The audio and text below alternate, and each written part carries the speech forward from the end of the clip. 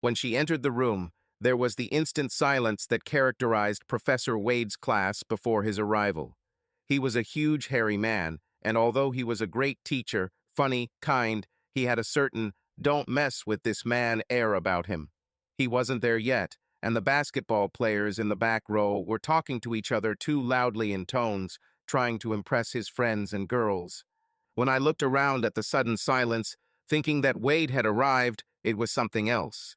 She was tall, almost 6 feet I guessed, with long dark hair tinged with pink that hung behind her in soft, heavy waves. Her face could easily launch the legendary thousands of ships. Her jeans were strategically torn, revealing the smooth, tanned skin of her legs from the inside. She was wearing a t-shirt that said, "Thunderbolts and lightning, very, very frightening, me, front." It was signed Galileo and featured an image of the astronomer. I loved the shirt, and what was inside was great. God, she was amazing. The jeans were also perfect. She looked around the room, and one of the idiots in the back row made a comment. "Hey, cutie, we have a chair back here." The look she gave him made him freeze mid-sentence, and she walked towards the front. To me, I always sat in the front to avoid distractions. The chair next to me was empty, and the goddess took off her backpack, carefully placed it on the floor, and sat down. As I passed by, I smelled the subtle scent of her perfume. It was Creed, Windy Flowers. I knew this smell because my sister wore it, and I knew how much it cost when buying giftsily. She looked at me, and the dark tan of her skin lit up with a brilliant, dazzling smile. "Hi, I'm Donovan," she said. "Don't call me Donna." I tried to speak, but all that came out of my paralyzed vocal cords was a stupid grunt. She laughed. I swallowed my saliva and tried again. "No, I won't," I said. "My name is Shaw." She laughed, extended her hand, and her long, slender, cool fingers squeezed mine. I just couldn't believe how well my day had turned out. Professor Wade walked in at that moment, and she whispered, "Shaw, I need that hand to take notes." I suddenly realized that I was still holding her hand, and it was terribly embarrassing, then suddenly funny as we laughed together. Wade glanced at us as he put his bag down. "Is everything okay there, Shaw?" I've calmed down. "Yes, everything is fine." He looked at Donovan and did a double take. "Yes, I see that you are good." He started his lecture, and we started a little argument. It was a Western civilization class, and there were about a dozen of us having fun in Wade's classes. To my surprise, Donovan joined us and was quick. She knew what she was thinking and wasn't shy about saying it. She was using her iPad to take notes, and I saw that she was recording the lecture. We were putting our things away after class, and she said, "Shaw, aren't you taking notes?" No, I'm listening." "You never take notes?" "No, I don't really need them, Donovan." "What's your GPA?" she asked. I laughed. "Gee, you really ask a lot of questions, Donovan. Is there any reason you need to know my GPA?" She blushed a little, and it did amazing things to her complexion. "Sorry, I just transferred here, and I'm looking for study buddies." "It's 384, I said. "Why did you get a B?" she asked. It was my turn to be embarrassed. "Well, I hate to tell you this, but it was human sexuality." "How did you know it was just one?" "I did the math," she said, then laughed. I joined her after a minute, then she took my hand and led me out. "Stay with me, Tiger," she said. "We will work on this sexuality. I'm really good at it."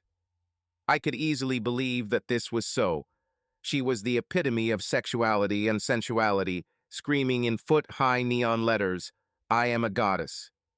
"Where are we going?" she asked.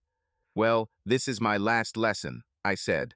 "I was going to the student union to play ping pong. Every semester there are table tennis tournaments and I play." "Are you okay?" she asked. "I haven't lost a game in 7 years," I said. "You play?" "Yes," she said. "However, over the past 7 years I have often played up. Let's go. I will be part of your support." Along the way, I learned that her last name was Mace, that her father was some important person at the university, that he had a good humanities department, and that they had moved from San Diego, where she grew up. "Have you lived here all your life?" she asked. "I was born in Portland, but we moved here when I was about 2 years old. My father works for Raytheon Missile Systems." "What is your main profession?" she asked. "This is electronic engineering. I have a higher education in philosophy. With my first dream of human sexuality shattered, engineering seemed like the only choice." She was laughing. "You have a great sense of humor," she said. She leaned over and whispered confidentially, "You're hot too." I was taken aback by this and desperately searched for some witty remark. She saved me. "I'm a biochemistry major. I want to do drug research." "Well, that sounds interesting, and I'm sure you can do it," I said. "Tell me why you don't take notes." "Well, I have a very good memory," I said. "I tried taking notes, but it just distracted me from the lecture, and I'm better off just listening.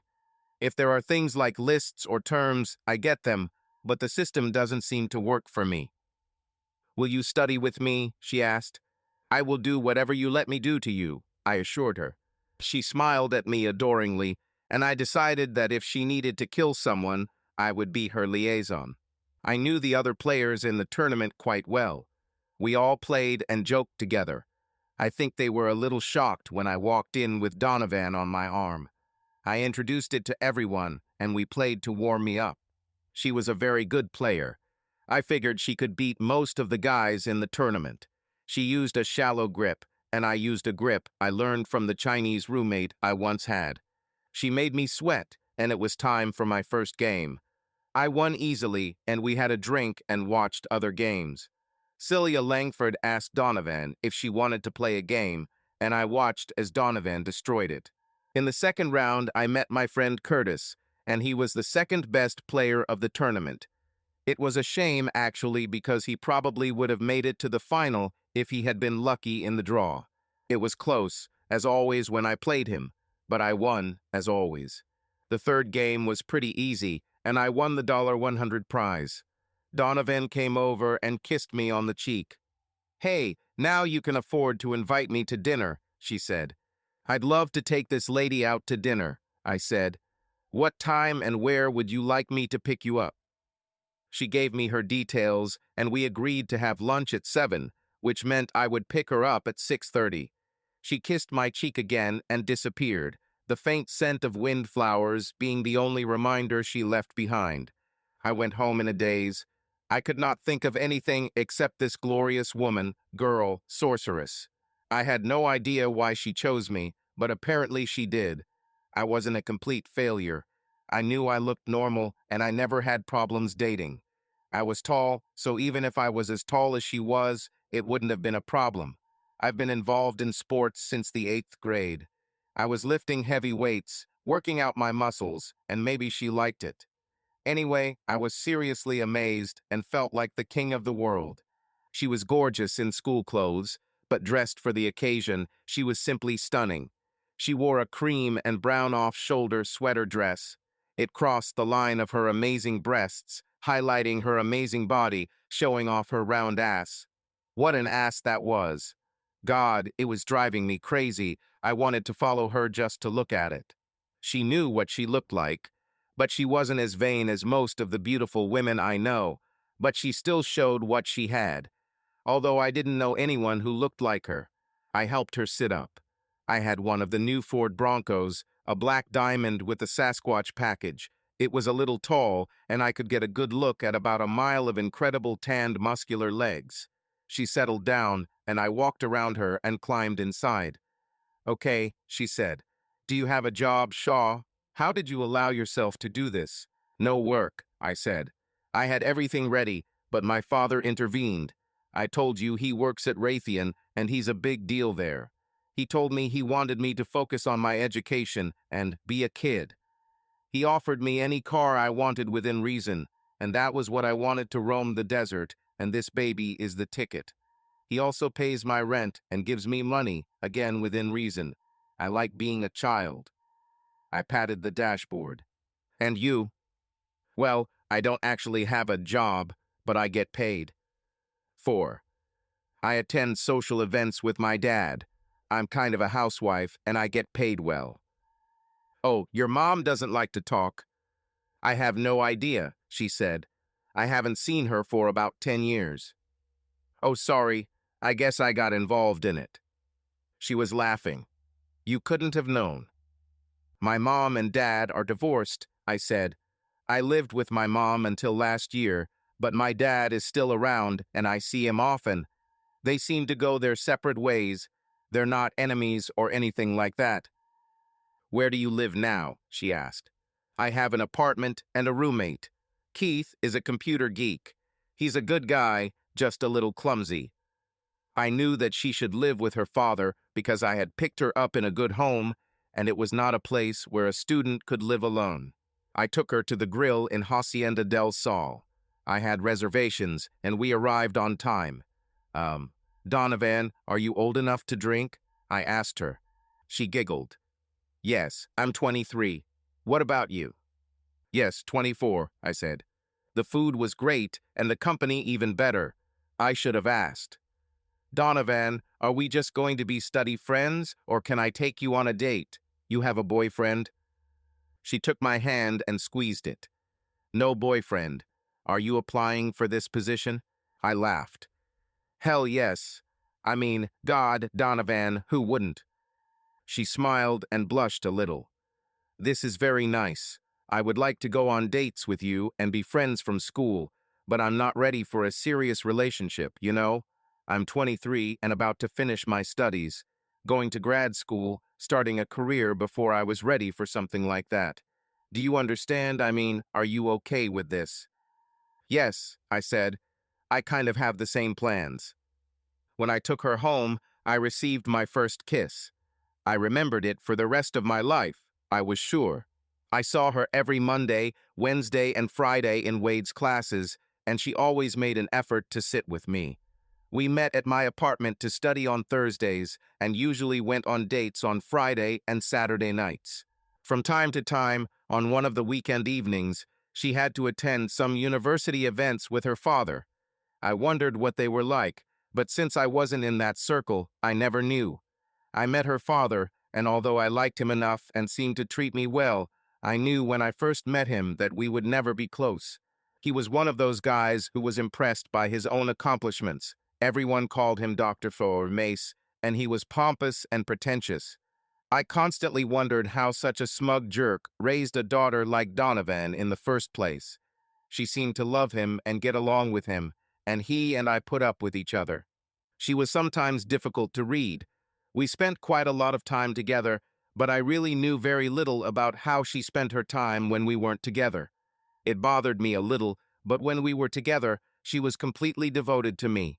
When she focused on me, she had an approach that made me feel like you are the only person on earth. There was very little conversation between us about who exactly we were. Were we boyfriend and girlfriend? Were we just friends hanging out, or was there something more? Everyone who knew both of us seemed to be under the impression that we were a couple, but I was curious, so I spoke up about it. Donovan, are you my girlfriend? I asked one day in the car on the way home from the movies. Do you want me to be her? She asked. I'm out of my mind? Of course, yes. Well, you have to ask people if you want to know something, she said. I think I just did it. No, you didn't, she insisted. You asked me if that was true. If you want me to be your girlfriend, you have to ask me to be your girlfriend. Donovan, will you be my girlfriend? She placed her hand in my free hand. I thought I already was, she said, giving me a sidelong glance. My God, I had to laugh. You are the most infuriating person. She giggled. Yes. You know what a relationship is, right? What? I asked. When you're talking and suddenly find yourself sighing with regret. I mean, you still love them and all, but they just said something so crazy that you regret knowing them. Then they giggle like crazy. Crazy gremlin, and think about the next totally weird thing they'll say when you finally respond with a clap. You're crazy, I said. There is something seriously wrong with you. But since I have you in the car, it gives me the opportunity to ask you again. Do you want to be my girlfriend, Donovan? Oh yes, can I? I nodded. It's official. What are we going to do now that it's official? She asked. Whatever we want, I said. Can I choose anything? She asked. Your wish is my law. Okay, how long have we known each other, Shaw? Years, I said. She was laughing. No, really. 4 months and 19 days, I said. Wow, Shaw, that's impressive. You know all day. I think that's enough, she said. I want to spend the night with you. Are you serious? She gave me one of her glances, raising one eyebrow. You haven't even thought about it. Look at me. I am cute. I had to laugh. Yes, I know. You're more than sweet, Donovan. You are the hottest woman I have ever seen. Hell yeah, I thought about it. God, I don't think about anything else. I didn't know you'd want to go there right now. Listen, ignorant, what the hell am I supposed to do? I spend most of my time with you. I kiss you every time you take me home. Lord Shaw, I was already starting to think that you are of the wrong orientation. I laughed. Well, I don't. You're unlike any girl I've ever met, Donovan. I was going to wait however long it took. You're special to me, and I didn't do it. I don't want to do anything to put pressure on you or scare you away. Awa, that's so cute, she said. You won't scare me away. I think you're special too. That's why I want to spend the night with you. I think I love you, Shaw. I am not a woman of easy virtue. I was stunned. Jesus, did she think she loved me? Well, I was sure that I loved her, and at that moment I felt like the happiest guy on the planet. Take me home, she said. I need to pack my things and tell Dad. Is it true? Are you going to tell him? You'll spend the night with me? No, I won't talk specifically about you, although he will know. I'll get in your car. I'm a grown woman. I don't need to tell him everything I do, but I do need to tell him that I won't be home. It's just respect. Yes, I agree, I said. Will he be angry with me? I have no idea, she said. I don't care. What about you? Well, I don't want to get kicked out or anything, I said. She was laughing. He won't be so angry. Forget about him. I didn't want to go in and find out how angry he was, so I stayed in the Bronco while she ran away. It took her about 15 minutes. I took out my phone and played Van Halen's When It's Love. Donovan walked out with her bag, threw it in the back seat, and closed the door. As the synth ended, Eddie Van Halen hit his guitar, and Sammy Hagar started singing. Oh my God, this is my favorite, she said, reaching out and turning up the volume. We sang along to these classics, and she sang, her sweet little voice the perfect counterpoint. Sing with me, she demanded. I wasn't a singer, but I tried my best. We pulled into the driveway and let the song play. When it was over, tears came to her eyes. The show, this is our song, she said. When it's love. What do you think? Yes. How do you know this is love? It's just what you feel together, I said. She laughed. I think that's the answer, she said. She leaned forward, and her huge eyes were so close that it was difficult to focus. Do you feel it? She whispered. I kissed her. I took my bag and headed up. Keith was at home playing on his PS5. She screamed when she saw him playing the new game, Foretold. How did you get it? She asked. I have sources, he said. She sat next to him and watched as I put her bag in my bedroom. I opened 2 IPAs and joined them. They became friends, and with her, Keith lost his usual paralysis in dealing with women. He actually talked to her, which was rare for him. I need to run to the grocery store, I said. Do you want to come or stay, Donovan? Stay, she said. Keith can let me play. Do you need anything, Keith? I asked. No, I'm fine. I ran, and when I came back, Donovan was playing and giving him instructions. I smiled and started eating dinner. I could hear them as I worked, arguing like little children about what to do next. I was almost finished when she came into the kitchen. Smells delicious, she said. What can I do? Pour some wine, I told her. The bottle is breathing there. Yell at Keith and tell him 5 minutes. She let him know. He always needed 5 more minutes, but I could hear him saving the game. He listened to Donovan. We ate, and Keith gradually realized that Donovan was staying. When the realization fully dawned on him, he felt a little uneasy and told us that he was going to the local gaming club. "After this, I'll go to Abe," he said. "We'll probably play all night." After all, he had some social skills. Donovan and I relaxed on the couch and watched a horror movie. We spent this night together. She was a goddess. I have never seen a more beautiful, sexy, seductive woman. I am a lot of beautiful women, but no one likes Donovan. She was younger, healthier, but at the same time she simply radiated sensuality. I had no idea that I would ever have the chance to be with someone like her. "What?" she asked. "God, Donovan, You're so beautiful, baby." "Stop it, you're embarrassing me," she said. "I just think you have it all. You could be with anyone. I mean anyone. You can make millions just from your looks." She laughed. "Thanks, but I'm not interested in just anyone, and I'm never going to use my looks to make money.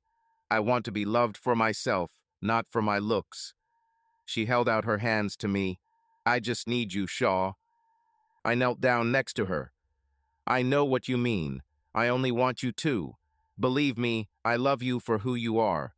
You are smart, funny, caring, warm, but you are also the most beautiful woman I have ever seen. I love every part of you." We rarely parted. She didn't live with me directly. She still left things at her dad's and spent time there, but most of her clothes and personal items now took up space in my closet, drawers, and bathroom. She loved Keith as much as I did, but I felt like we were getting in his way, and he felt the same way. I talked to my father and told him I wanted another place. "You are sure?" he asked. "I'm sure," I said. "Donovan lives with me, basically, and we're embarrassing Keith." He met Donovan and fell in love with her. "Can you wait a week?" he asked. "What will happen in a week?" "Well, you know that I own a rental apartment, Placida Mesida Dorada?" "Yes, but what about her?" "Well, the couple who rented it are moving to Seattle. She's available next week. Let's set up a meeting, and we can take Donovan there to see if she likes it." "Hey, am I finally chopped?" I asked. He laughed. "Look, boy, we both know it's women who matter. You'd live in a tent with her, sleep in the rain, if she asked." I had to laugh. "When did you become so smart? 5 years ago, you were dumb as a plug." He laughed. "I'm still dumb as hell. Ask your mother. I know a thing or two." "Dad, how much does it cost to rent this place?" I asked. "You'll probably have to pay a lot for this. Won't it cause you financial difficulties?" "It's none of your business," he said. "Seriously, Shaw, I'm fine. You will inherit peace when I die. You and your sister will get rich. I told you that I want you to focus on education. Once you get your degrees and find a job, you'll start paying for yourself. It's my job to give you a start in life. I am your father." "Don't think I'm not grateful," I told him. "I'm grateful. It's just. Don't worry about it. Just don't kill me to inherit me." I laughed. "I don't know of any assassins yet." I talked to Donovan and told her I was thinking about moving. "Where?" she asked. I told her. "I don't think I know where it is," she said. I had time to give. I couldn't go. I wrote to my dad, and he agreed with the people who rented the house so that we could go look. As we drove, I saw her looking back. "Jesus, Shaw, these are damn good places." "Well, I hope you like it," I said. "It will definitely be different from my apartment. First of all, there will be no Keith." She giggled. "Poor Keith. He loses both his playmates and his roommate." "He will feel relieved," I said. "He can sit in his boxers and have 3-day-old pizza boxes with 2 slices of pizza to snack on." We pulled up, and her eyes widened. Dad was already there. He came up and opened the door for her. "Hi, dear. They're not here, so we can just come in and look around." "Oh my God, Oliver, is this the place?" She was a little incredulous. He grinned. Yes, I bought this property about 20 years ago and got it for next to nothing. 5 years later, I was sitting on a gold mine. I sold the lots and used the money to build this place. I thought I would live here, but I got the opportunity to buy my own place, and I've been renting it out ever since. We walked to the door, and Dad opened it with his key, stepping aside so we could enter. It was impressive, and I heard Donovan gasp as she sucked it in. Oliver, are you kidding me? He chuckled. No, of course, this furniture belongs to them, so you will have to buy your own. How? How can we afford it? She wondered. Mother Shaw took care of it, Dad told her. She is engaged in the import and export of furniture. She had been planning his marriage for many years. I happen to know that she has things in storage, things that she purchased, and she always planned for him to have them. But we're not getting married. Her voice trailed off. I know, but will you live together or not? She looked at me helplessly. Not really, Oliver. I still live with my father. I mean, yeah, we kind of live together, but I'm a hell of a long way from getting married or committing like that, and I think Shaw is too. I have an idea, I said. What? It came from both of them. Why shouldn't we worry about this? I'm not going to worry about us living together, and I'm not asking for any commitment. Mom doesn't care. It won't be any different from what we have now, except Keith won't be there, and that's a lot more. Donovan gave me one of his dazzling smiles. I like the way you think. I'll look around. Give us a tour, Oliver. He did. I kind of knew the layout. I was there when Dad built the house, but Donovan couldn't walk past the house. I can't believe it, Shaw, she said on the way home. Dad's the space on the first floor would fit twice as big. Right, I said. Does this scare you? I guess so. I mean, it's cool that Oliver even thought about it, but damn. We drove up, talked to my mother, and she took us to her warehouse. That was incredible. There was a bunch of stuff under the blanket, and when she started to pull the blanket off, Donovan was over the moon. Lord, Lydia, where did you get all this? Mom laughed. Mostly South America, she said. Some are from Africa and Asia, and a few from Eastern Europe. It's not as expensive as you might think. I've been going to shows for years, and if I see something that I think is unique and special, I take it. It's not all yours. Part of it belongs to Tobin. Well, I like it, Donovan said. Mom hugged me. Shaw, will you trust me to decorate this place? She did this kind of stuff professionally, so yeah. You know more about this than me or Donovan, I said. A triumphant smile shone on her face. Okay, then it's decided. The next week, the tenants left, and my mother went to work. A week later, she told me that everything was ready. We met her and Dad for dinner, and they took us to evaluate what they had done. Mom and Dad were not hostile to each other. They were actually friends, and I always thought they loved each other. They just had different lives. It was nice to see them together, and after a while, Tobin appeared with champagne. Hey, sis, I walked over to hug her. She and Donovan were friends and hung out together for a while. Hello, Bab. That's what she called me since she was very little. I thought we should celebrate and have a housewarming party. Mom came over with champagne glasses, and we made a toast. The place looked great. The furniture was a little sparse, but I figured we'd fill it up as soon as we found the time and money. Of course, it was functional.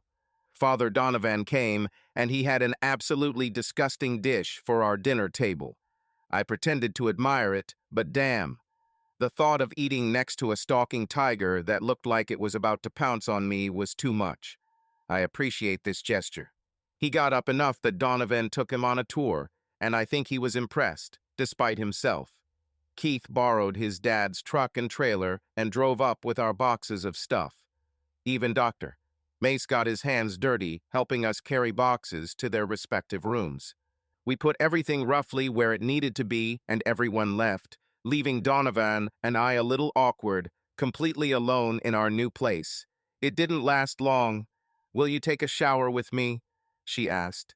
I was always ready for this. Our agreement has not changed.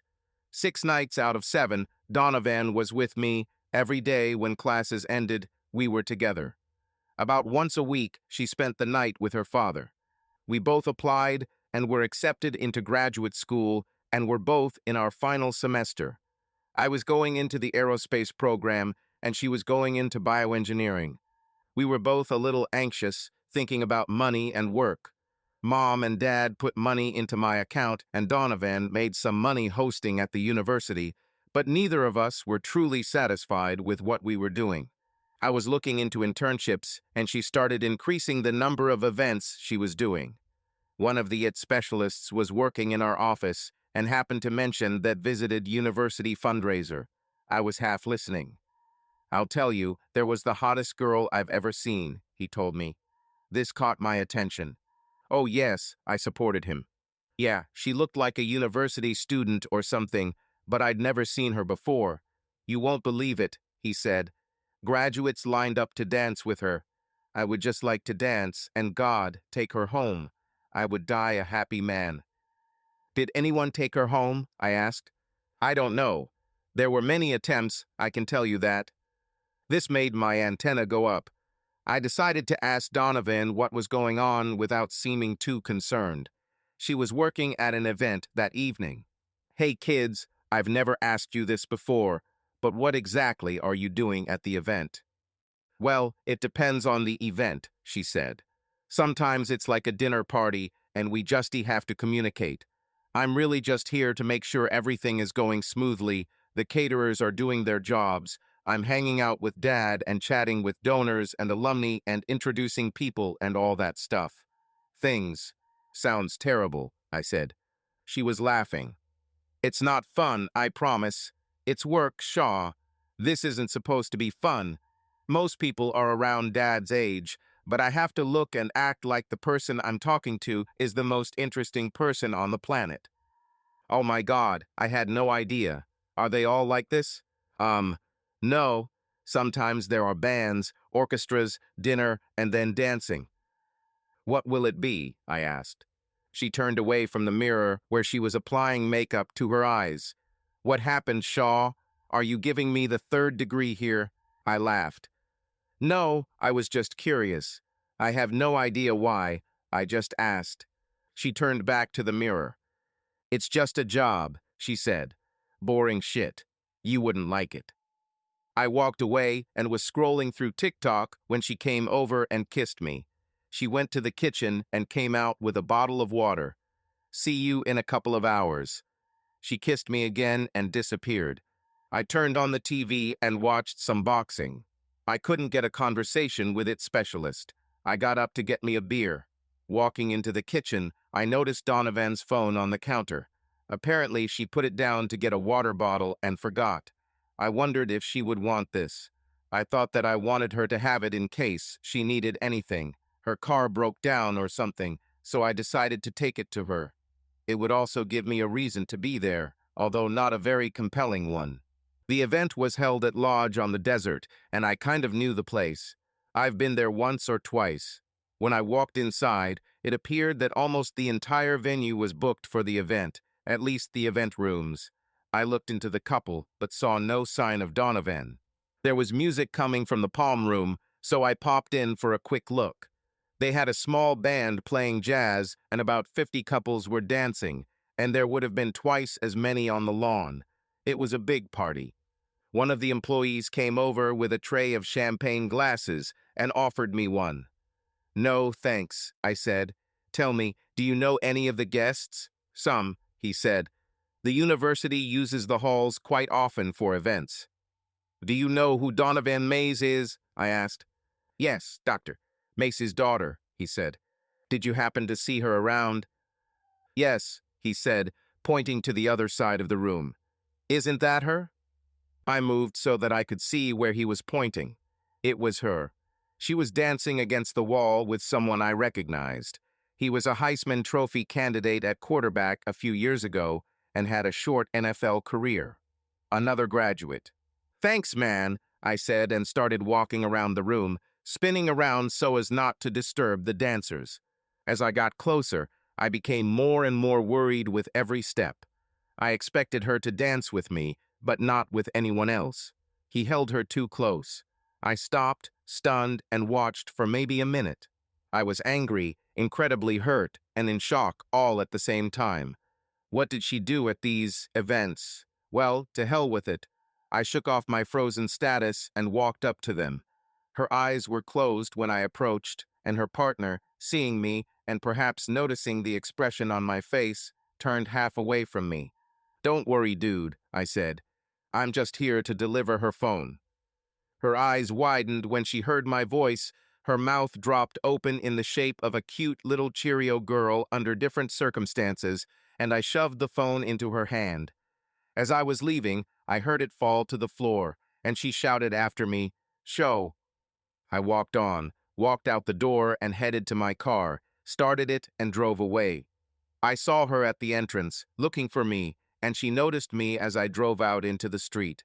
She took a step forward, and I saw her mouth move. Then she turned the corner. I just drove along, almost not realizing where I was. My brain seemed unable to think, and I was just a robot. I stopped at a traffic light and suddenly became angry, a red explosion of rage, and screamed, "Fuck!" and slammed his fist on the steering wheel. I was vaguely aware that something was trying to reach my consciousness, and I realized it was my phone vibrating in the passenger seat. I looked at it, and it was her. "Dark Enchantress," my screen said. "I'll have to change that." I didn't feel enchanted at all. I threw him back on the seat. Now I needed to figure out where I was going. I didn't want to go home. She would come there, and I had no time for her. I pulled into the Circle K, went inside, and bought a large Dr. Pepper in a styrofoam cup. I sat down and drank absent-mindedly. Suddenly, I understood. I drove home, packed up my campsite and camping gear, and left. I stopped at the supermarket, filled my refrigerators with food and drinks, filled them with ice, and drove on. One of my favorite places on the planet is Pooch Ridge Wilderness. I hadn't been to half the places I wanted to go, and I was getting ready to dive into the wild to clear my head and figure out what to do. I decided to let my parents know that I was safe and would not be available, so I sent them a message while I was still in signal range. My father answered me, "Okay, have fun." I parked in the lot, found a nice camp spot about a quarter of a mile away, and found a ranger to let him know where I would be camping. I set up my tent and set up the area the way I wanted, lit a small fire, and took a sip of the tequila I bought at the store. My head was spinning with a million thoughts. Was this what I saw normal for Donovan at these events? Is she doing anything else? What I saw didn't pass my girlfriend's test, but what else does she do? This, of course, occurred to me. When she said she was staying with her father after the event, was she really staying with him, or was it a convenient lie to keep me in the dark? I didn't know, and the only way to find out was to ask her. But would she lie? I didn't think she'd ever lied to me, and the Donovan I knew didn't seem like a liar to me, but I never imagined I'd see her dancing on some guy's leg. I was like a robot without a compass. I felt terrible from the tequila, and I fell into a restless sleep, having nightmares about Donovan doing something and hiding it from me. The next morning, I had a bit of a hangover, but breakfast and a couple of ibuprofen soon fixed that. I packed my backpack and headed down the trail. It was beautiful. It was high enough to be cool, and when I went down into the canyon, it was hot enough that when I jumped into the stream, it was just wonderful. I pulled out my wild cleaners and washed myself in the stream. That night was a repeat of the previous one, and I did not gain any clarity about anything any more than before. The next day I headed towards Mount Lemon, climbed up a rock ledge, and occupied my mind. It was almost dark when I returned, and as soon as I entered the small space, there sat Donovan, sitting on a rock, face in her hands, bowed down and seemingly crying. Shit.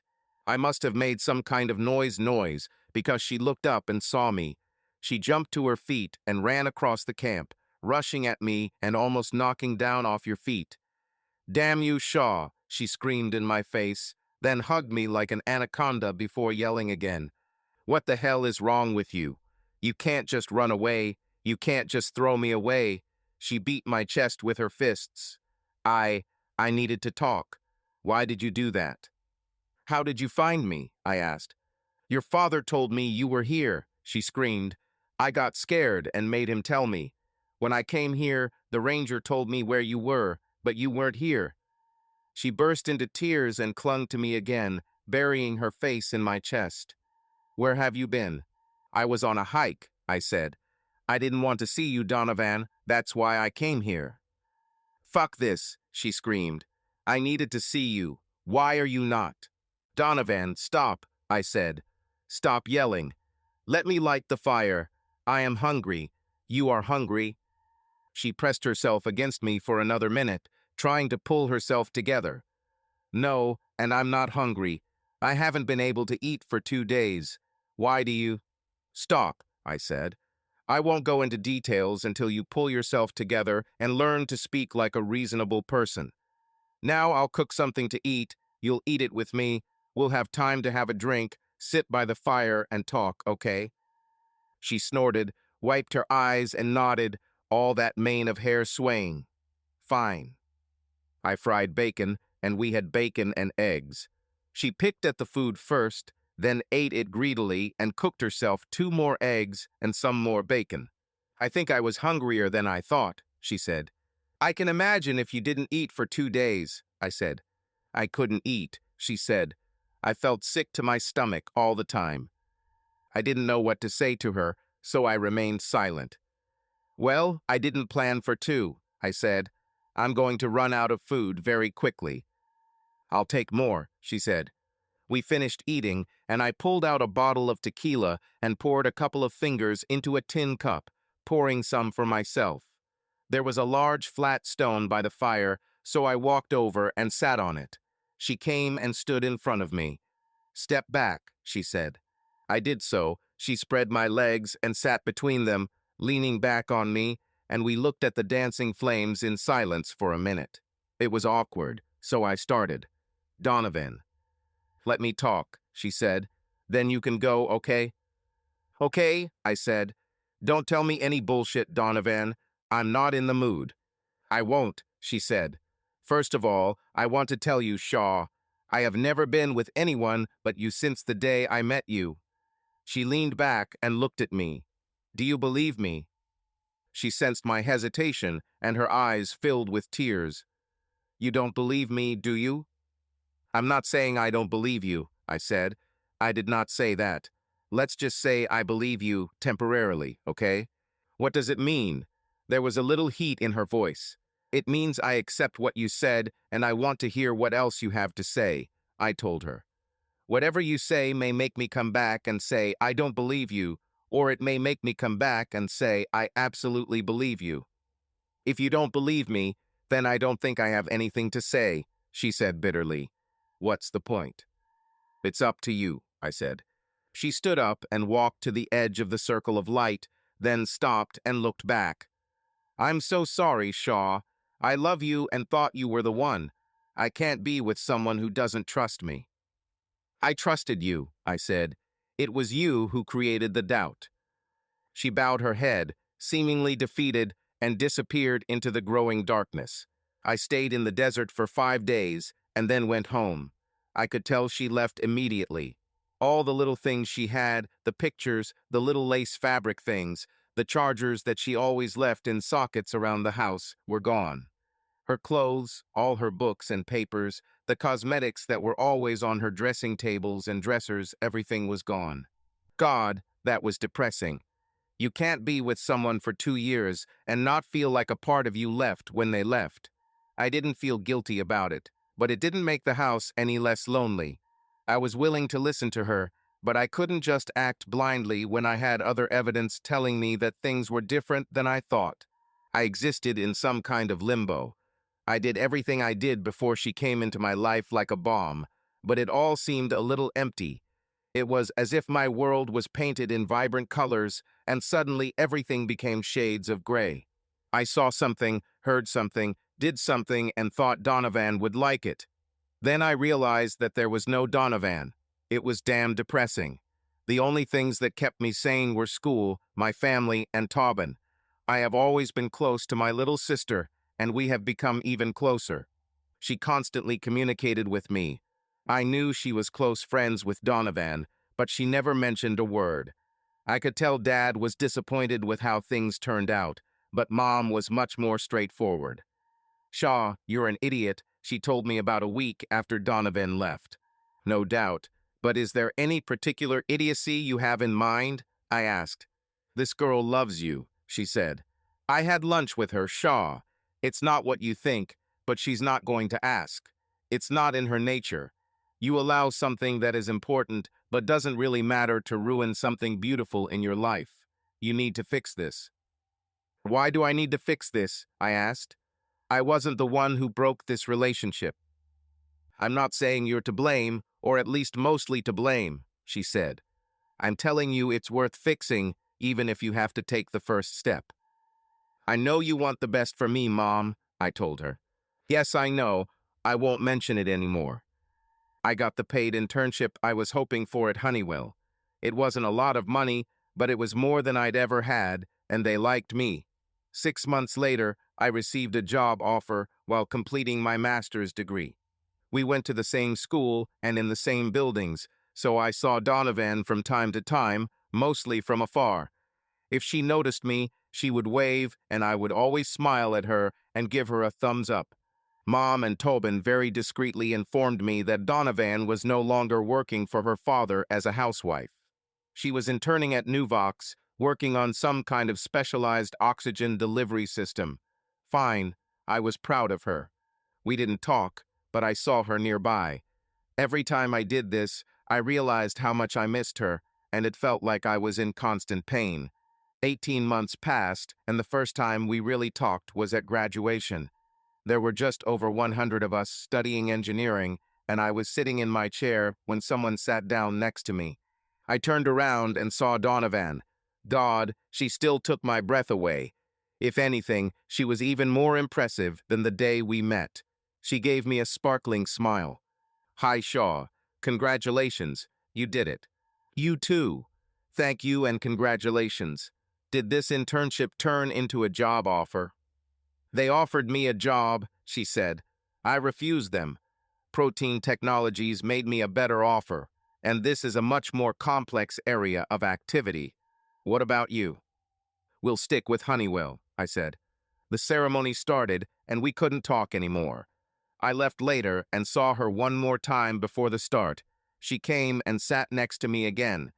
This one was damn long and equally boring, but when it was over, we were both back in our chairs. Mom, Dad, and Tobin were there and surrounded us both, congratulating us. Dad insisted on inviting us all to dinner. Donovan arched an eyebrow questioningly. I nodded as non-intrusively as possible. We had a great time, got a little upset after drinking 3 bottles of wine between us, and Donovan said she had to go. "I need to walk a little before I go," she said. "Shaw, are you coming?" I wasn't quite ready to drive either, so I agreed. We were close to campus and went there. We walked together, and it was awkward. We made a few inane comments, and she stopped by the fountain, sat down on the bench, and patted the seat next to her. I sat down nervously. She was laughing. "Feeling a little trembling, big boy?" I chuckled. "Yes, a little, I think." "I won't eat you," she said. I looked at her doubtfully. "Are you sure?" "I would like to," she said. "I have a feeling you're going to be pretty hard to chew at the moment." "Is this a metaphor?" I asked. She nodded. "Yes. God, you're a stubborn man, Shaw." I chuckled. "Yes, I heard that. Do you mean some specific stubbornness, or just a general indictment of my character?" She smiled. "Both. Do you miss me, Shaw?" "Every damn day," I said. "I miss you," she said. "Oh my God, Shaw, you are my best friend. We were friends before. You know, you were my best friend. We hung out all the time. I miss my friend. And you?" "Yes," I assured her. "Then why the hell didn't you call me, didn't make the slightest attempt to talk to me?" "I could ask you the same thing," I said. "Shaw, I tried. I stalked you, tried to throw myself at your feet. It didn't end well, and I felt awkward calling you, trying to talk to you." "Okay, can you tell me why you felt awkward?" I asked. Well, I felt like I let you down. I felt like I let myself down. I know I hid something from you, like what you did at those university events.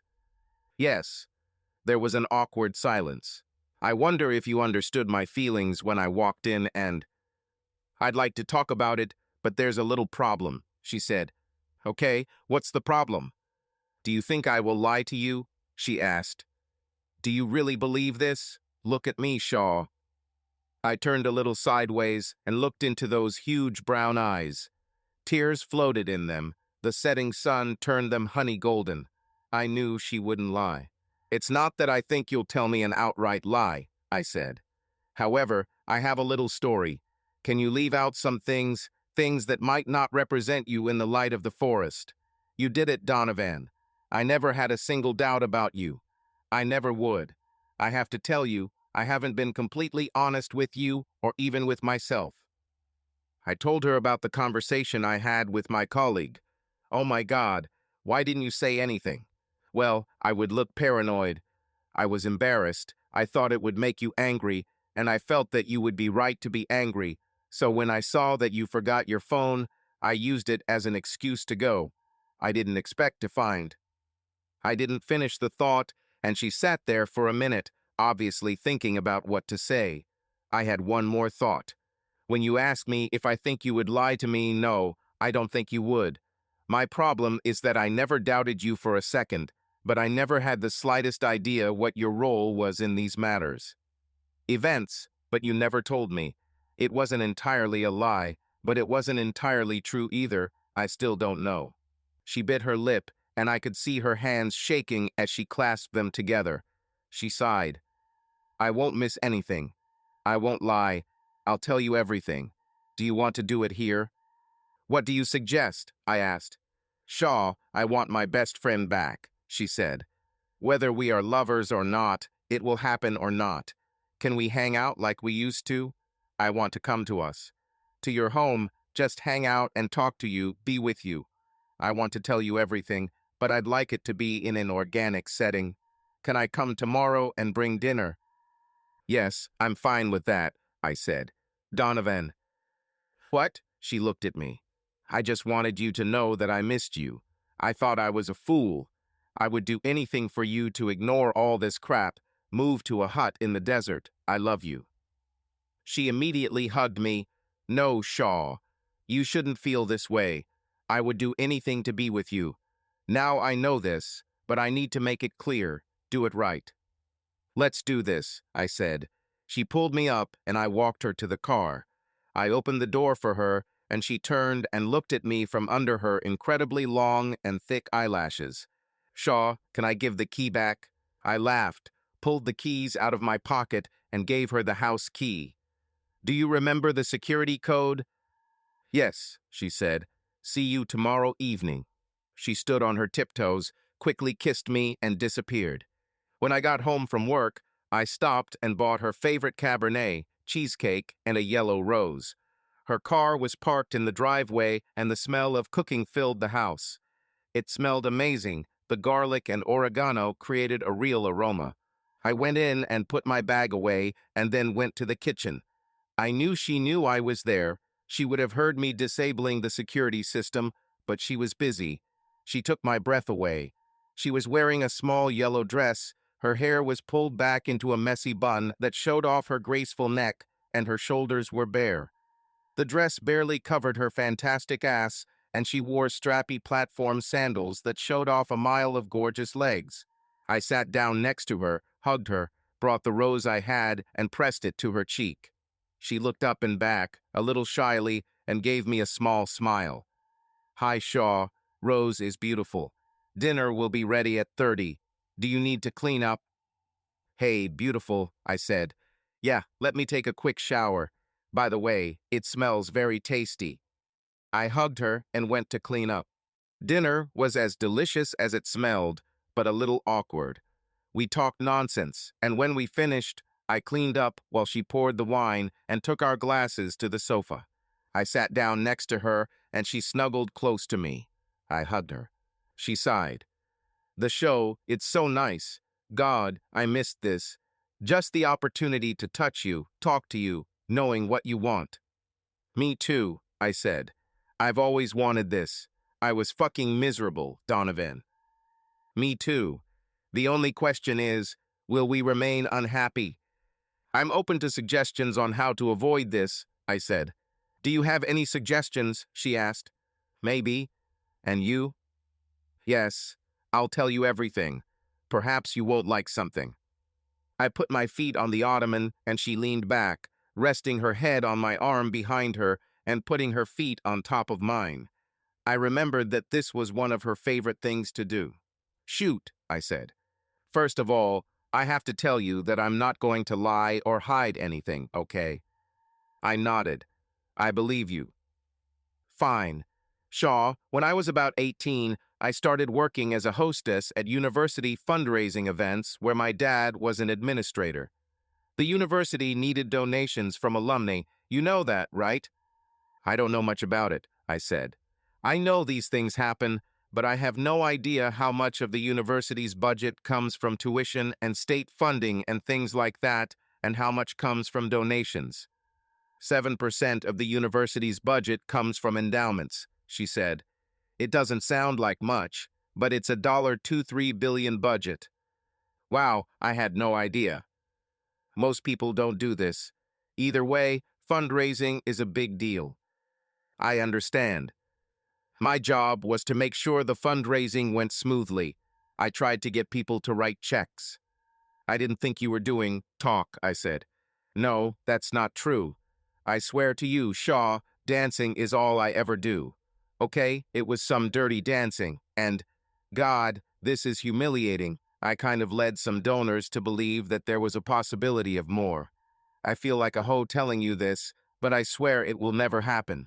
It meant nothing more to me than impressing them. Well, it's kind of unpleasant, admit it, Donovan. Yes, it is. I never really thought about it, Shaw, I swear, until I looked up and saw the look on your face. Now I have to doubt what you say. I don't think you're being honest with me. If you never thought about it, why did you let me believe that you were just babysitting the waiters? She sighed. I wouldn't be honest with you. She was silent for a minute. I think I wasn't honest with myself. I didn't tell you because I was lying to myself, telling myself that I was doing a good job, helping my father, earning money for the university. I think I knew it was shady, so I hid it from myself and from you. I nodded. Yes, I understand. I try to hide my shortcomings from people, including myself. I quit doing it that night, Shaw. I'm not very proud of myself for ever going beyond minding the wait staff, as you put it. When that dude you worked with told you this story, why didn't you come face to face with me and tell me about it? She asked. It's not easy, I said. I'm in love with you, Donovan. I told myself I was paranoid, crazy. You can't do anything wrong in my eyes. God, you were perfect. I wanted to punch this guy for making me think you might be doing some shady stuff. Suddenly, she began to sob with all her heart. Melancholy convulsed her, and I wrapped her around me, pulling her towards me, and she released her melancholy. This went on for about an hour, and my emotions were almost as intense as hers. I'm sorry I wasn't perfect, she finally managed to say. I'm sorry that I destroyed that image of myself in your mind. Damn, Donovan, I'm far from perfect myself. I was a fool. I don't like what happened. However, I was stupid, and you were a little better. We let it almost destroy something beautiful. Trust me, I still think you're perfect. You're human, that's all. People do stupid things. Not a single book or movie would ever be written. I know, she whispered. I felt so bad without you, Shaw. What can I do to get back? What can we do? What are we doing? I said. I was an idiot not to do this a few months ago. I'm not very good at confrontation. I need to work on this. Me too, she said. I was an even bigger idiot. You have no idea how many times I dialed your number, but did not press the call button. I watched our text conversations just to hear your voice in my head. I squeezed it. Well, we'll have millions of conversations in person. She let out a watery laugh. Either way, I'll save the messages. It was a bump in the road. We resumed the friendship we had before we made love for the first time, walking slowly down the road, constantly going out, hanging out together, and that easy intimacy returned. I was a little wary, knowing that I didn't know anything, but she tried to overcome my hesitation.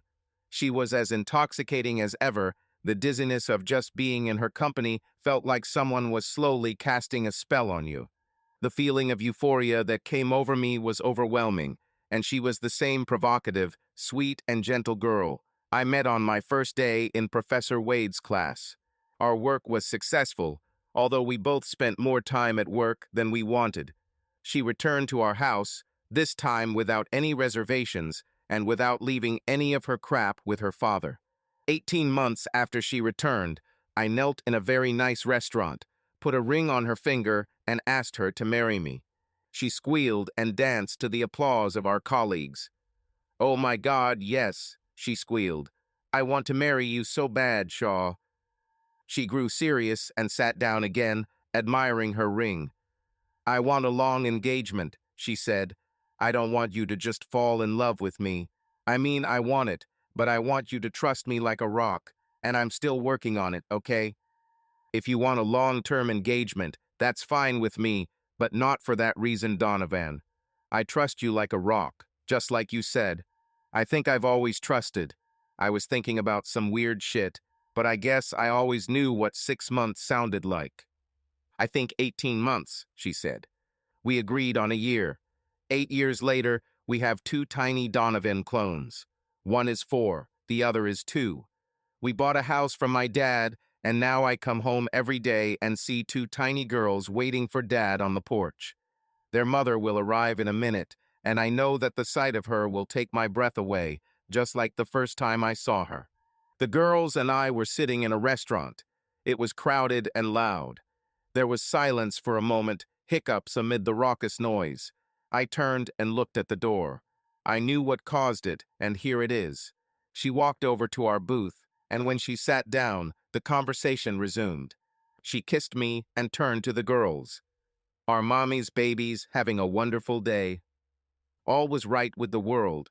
When it's love, everything is always right. Subscribe to our channel so that your second chaff doesn't cheat on you, and go ahead and listen to the next story, because this story is nothing compared to the next one. If you're under 18, don't even think about listening to the next one.